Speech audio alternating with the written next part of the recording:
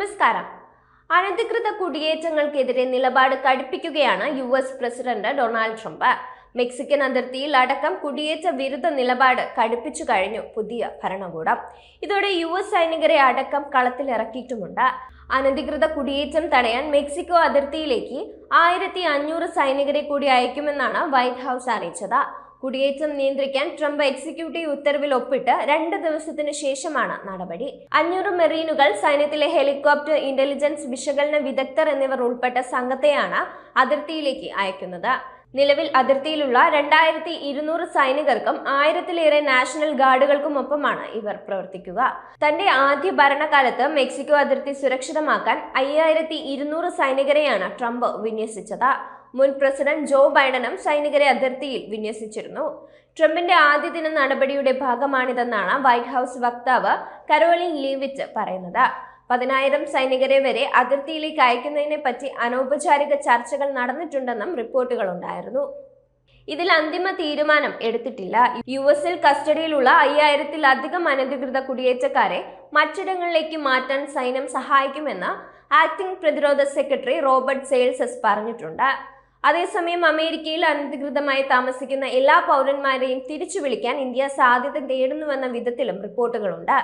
US president Donald ട്രംപിന്റെ ഭരണകൂടവുമായി ചേർന്ന് പ്രവർത്തിക്കാൻ സർക്കാർ തയ്യാറാണെന്നും ഇന്ത്യ അറിയിച്ചിട്ടുണ്ട്. രേഖകളിലില്ലാത്ത 18,000 ഇന്ത്യൻ കുടിയേറ്റക്കാരെ നാട്ടിലേക്ക് തിരിച്ചയക്കുമെന്നും അമേരിക്ക നേരത്തെ അറിയിച്ചിരുന്നു.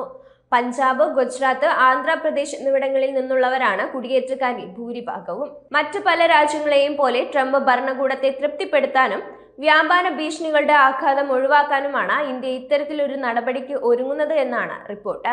ജനുവരി 20-ന് അമേരിക്കയുടെ 47ാമത് പ്രസിഡന്റായി ട്രംപ് അധികാരമേറ്റതിന് തൊട്ടു പിന്നാലെ സ്വീകരിച്ച എക്സിക്യൂട്ടീവ് നടപടികളിൽ പലതും US-ലേക്കുള്ള അനധികൃത കുടിയേറ്റത്തെ ലക്ഷ്യം വച്ചുള്ളതാണെന്ന് അന്തർദേശീയ മാധ്യമങ്ങൾ റിപ്പോർട്ട് ചെയ്തിരുന്നു. ദേശീയ അതിർത്തിയിൽ അടിയന്തരാവസ്ഥ പ്രഖ്യാപിക്കുക, US മെക്സിക്കോ അതിർത്തിയിൽ സൈനികരെ അണിനിരത്തുക എന്നതും പ്രധാന നയങ്ങളായി പരിഗണിച്ചിട്ടുണ്ടെന്നും റിപ്പോർട്ടുകളുണ്ട്. 1.45 ദശലക്ഷം ആളുകളുടെ പേരുള്ള പട്ടികയാണ് US immigration and customs enforcement തയ്യാറാക്കിയിരിക്കുന്നത്. ഈ പട്ടിക പ്രകാരം 18,000 ഇന്ത്യക്കാരാണ് രേഖകളില്ലാതെ US-ൽ കഴിയുന്നത്. എന്നാൽ കുടിയേറ്റക്കാരുടെ എണ്ണം ഇതിലും അധികമാകാമെന്നാണ് ചൂണ്ടിക്കാണിക്കപ്പെടുന്നത്. ട്രംപ് അധികാരമേറ്റ ഉടൻ തന്നെ സമവായത്തിനാണ് ഇന്ത്യ ശ്രമിക്കുന്നത്. അതിനാലാണ് നാടുകടത്താനുള്ള നീക്കത്തെ പിന്തുണയ്ക്കുന്നതെന്നും അന്തർദേശീയ മാധ്യമങ്ങൾ പറയുന്നുണ്ട്. അനധികൃത കുടിയേറ്റത്തിന്റെ പ്രശ്നം പരിഹരിക്കാൻ US-മായി ചേർന്ന് പ്രവർത്തിക്കുന്നുണ്ടെന്ന വിവരം ഇന്ത്യൻ സർക്കാർ ഇതുവരെ സ്ഥിരീകരിച്ചിട്ടില്ല. എന്നാൽ ഇന്ത്യ US സഹകരണത്തിന്റെ ഭാഗമായി അനധികൃത കുടിയേറ്റം തടയുന്നതിനുള്ള ശ്രമങ്ങൾ നടക്കുന്നതായി ഇന്ത്യൻ വിദേശകാര്യ മന്ത്രാലയത്തിന്റെ വക്താവ് രൺധീർ ജയ്സ്വാൾ അറിയിച്ചിട്ടുണ്ട്. കഴിഞ്ഞ ഒരു വർഷത്തിനിടെ 1000-ലധികം അനധികൃത ഇന്ത്യക്കാരെ തിരികെ കൊണ്ടുവരുന്നതായും റിപ്പോർട്ടുകൾ സൂചിപ്പിക്കുന്നുണ്ട്.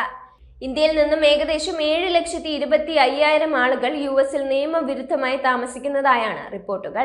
ഇക്കഴിഞ്ഞ നവംബറിൽ പുറത്തുവന്ന റിപ്പോർട്ട് പ്രകാരം 17,940 ഇന്ത്യക്കാരാണ് നാടുകടത്തൽ കാത്തിരിക്കുന്നത്. കൂടുതലും പഞ്ചാബ്, ഗുജറാത്ത്, ആന്ധ്രാപ്രദേശ് എന്നിവിടങ്ങളിൽ നിന്നുള്ളവരാണെന്നാണ് സൂചന.